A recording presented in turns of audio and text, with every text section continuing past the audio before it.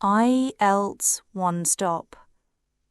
Listening Test 2025.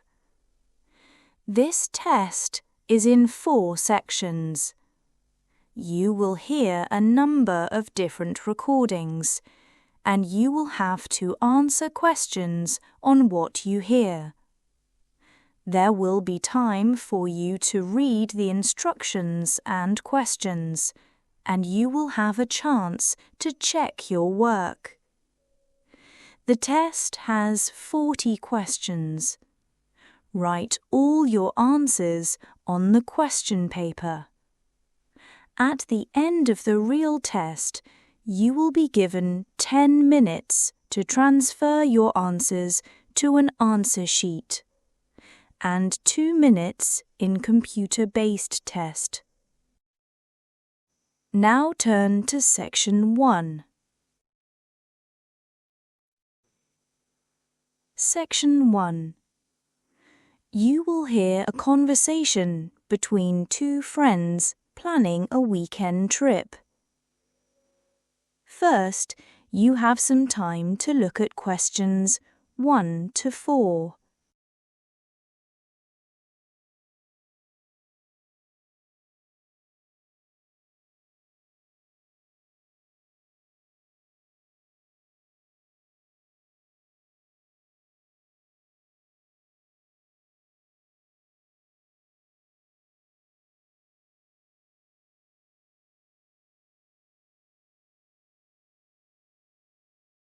Hi, Anna. How's the trip planning going? Hi, Mark. Good. I was just looking at some options. I've spoken to Liam and Chloe, so including us, that's 4 people in total. Perfect. And are we all still good for that weekend in July? Yes, departing on Friday, the 18th of July. Great. What are we thinking for a budget? Well, accommodation will be the main cost. I think if we set a total budget of £200 each, that should be more than enough for the 2 nights. Sounds reasonable. So, have you found anywhere to stay? I've been looking at hotels, but for the 4 of us, maybe a nice guest house would be better. They're often a bit more relaxed. Good idea. What have you found?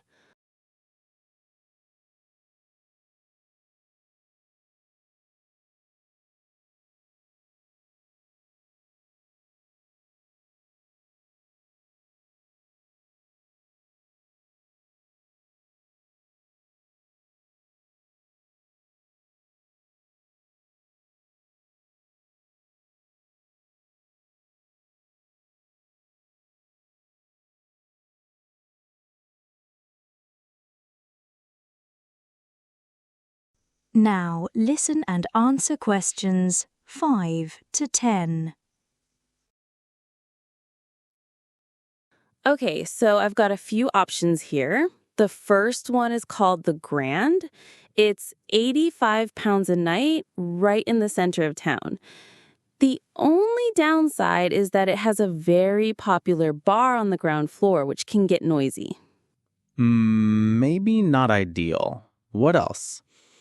There's the Lakeview Inn. That one is cheaper. It's £75 a night, and it includes breakfast. It looks a bit old from the pictures, but the reviews are good. Okay. Any others? One more, the Pines. It's £70 a night, and the reviews all say it's very quiet, which is a plus. The main issue is that it's quite far from the center, so we'd need to get taxis. I think the Lakeview Inn sounds like the best bet. It's a good compromise. I agree. I'll book it. Also, we need to think about activities. I was thinking we should definitely do some boating on the lake on Saturday. I can book tickets in advance. Yes, definitely. Can you call the inn and confirm our booking? Sure. Let me just find the number. Here it is. It's 488091. I'll give them a call now. Brilliant. Chat soon. That is the end of Section 1. You now have half a minute to check your answers.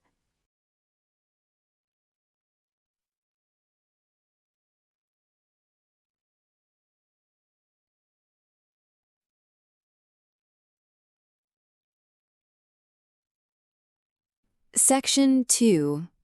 You will hear the manager of a sports center giving a welcome talk to new members. First, you have some time to look at questions 11 to 16.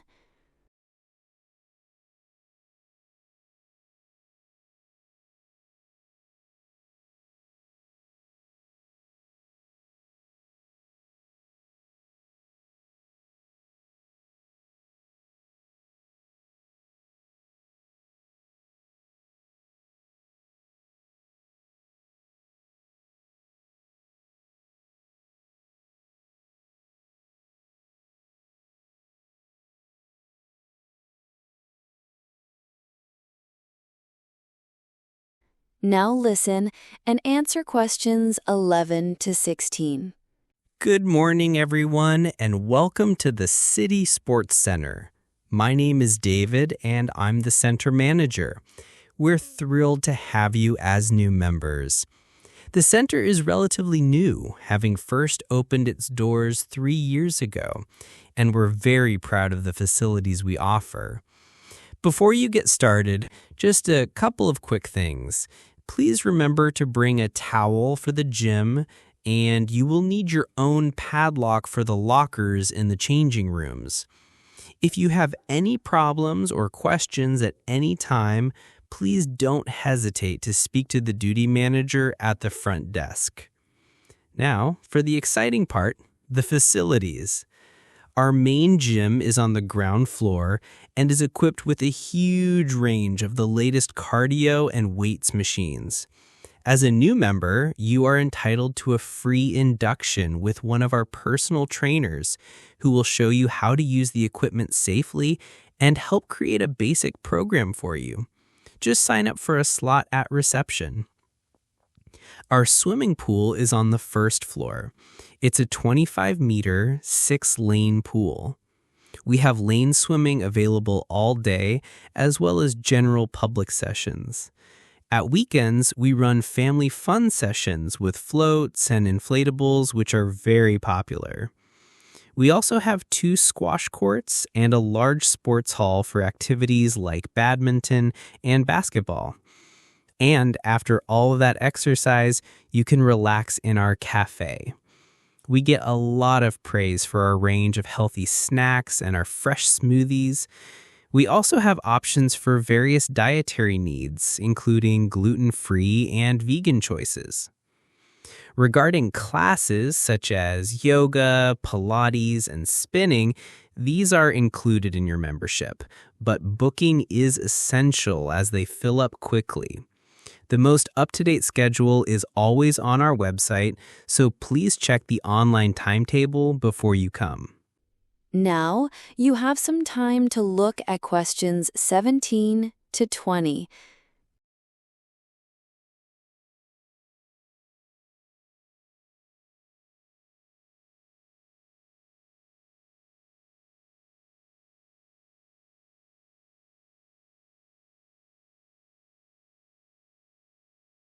Now listen and answer questions 17 to 20.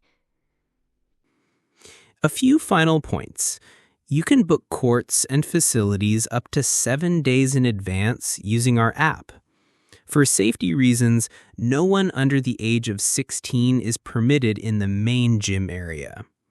We also have a large car park at the rear of the building, and parking is free for all members. Just validate your ticket at reception before you leave. We look forward to seeing you around the center. That is the end of Section 2. You now have half a minute to check your answers.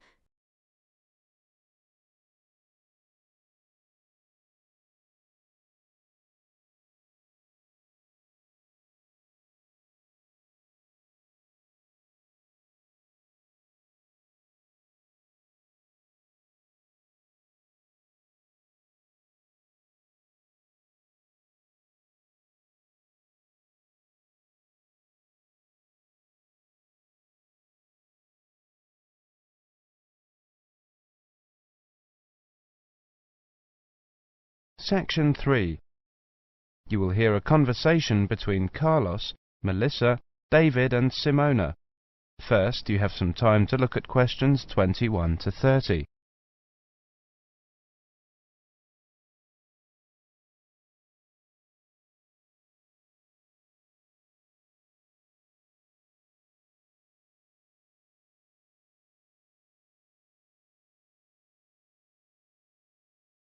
Now listen carefully and answer questions 21 to 30. Okay, everyone. Let's look at what presentation tips we come up with for our next seminar, Melissa. Okay, here's my first tip. Show up early. Some experienced presenters say that something good is bound to happen. I'm not sure about that, but... Well, you may have a chance to head off some technical problem. Also, at the beginning, before you actually begin your presentation, people filter in slowly. It's a great time to introduce yourself. Can't argue with that. Simona has some ideas about opening. Have a strong opening. I picked up a few ideas for structuring your opening. First, never apologize. If you're worried the presentation won't go well, keep it to yourself and give it your best shot. Besides, people are usually too preoccupied with their own problems to notice yours. I like that. Open by addressing the following 3 questions. What's the problem? Who cares? What's your solution? Excellent suggestion. David, you've gone quiet. Well, my next suggestion is PGP. That means that with every subtopic, you should move from the particular to the general and back to the particular. Even though the purpose of a subtopic is to convey the general information, bracing it with particulars is a good way to draw attention and promote retention. I've got another one. This might not be a tip so much as a law. Give everyone at least one piece of paper. A piece of paper is a record from your presentation. People can use that to help recall the details of the presentation, or better yet, to tell others about it. The next tip I have is know your audience. This is, of course, a general piece of advice for public speaking. See if you can find out what styles of information a presentation they are most familiar and comfortable with. Adapting your presentation to those styles will leave fewer barriers to the direct communication of your material. I like that idea. We mentioned possible technical problems before. My next point is that maybe speakers should rethink the overhead projector. Is one really necessary? I think that often is, but I agree with your basic point, Simona. Don't use one just because it's there. Maybe a good tip is to consider carefully what you're putting on your slides. Yes, David, that's a very good point to make. Slide content is, well, you don't want too much, too little. Carlos? Good point, both of you. Another point I have is to respect the audience. Don't condescend by dumbing down your lecture. Show them respect by saying what you believe and what you know to be the whole story. I also have a point about humour. I think that humour is generally good, but be careful with it. Humour in a presentation works best when it actually drives the presentation forward. If you find you're using canned jokes that don't depend on the context of the presentation, eliminate them. David? Maybe, Melissa, but always be very careful about jokes that put down a class of people. If you're going to alienate your audience, do it on the merits of your content. Also, avoid masculine or even feminine pronouns as universals. It can be a nuisance to half the audience. As universals, use the plural they. The Oxford English Dictionary has allowed they as a gender-neutral singular pronoun for years. Thanks, Simona. Thinking towards the end. Take care with the questions. Many people judge the quality of your talk not by the 20 minutes of presentation, but on the 30 seconds you spend answering the question. Be sure to allow long pauses for questions. 10 seconds may seem like a long pause when you're at the front of the room, but it flows naturally from the audience's point of view. Let people know you believe your material. Speak with conviction. Believing your subject matter is one of the best ways to speak more effectively. Finish early, and something good is almost bound to happen. If nothing else happens, people will be able to leave early, and suddenly they'll have an extra couple of minutes to do things they didn't think they'd get to. People will really like you if you do that. I think we have missed the key point. Practice. Practice over and over and over. If you can, record your presentation. Play it back and watch yourself. You'll discover 1,000 horrible things you never knew about yourself. Now watch it again without the sound. Why are your hands flying around like that? Now listen to it with the picture. Get rid of those ums. Now watch it at twice the normal speed. This emphasizes low-frequency cycles in your gestures. David, those were excellent points. I have one more, something quite simple, but often overlooked. I read that the two most dehydrating things you can do in a modern civilization are live presentations and air travel. I don't know if it's really true, but the message is that the way to stay sharp is to drink a lot of water. Take care of your body, especially your voice. If possible, avoid alcohol too. So, we've got to organize these points now. That is the end of section 3. You now have half a minute to check your answers.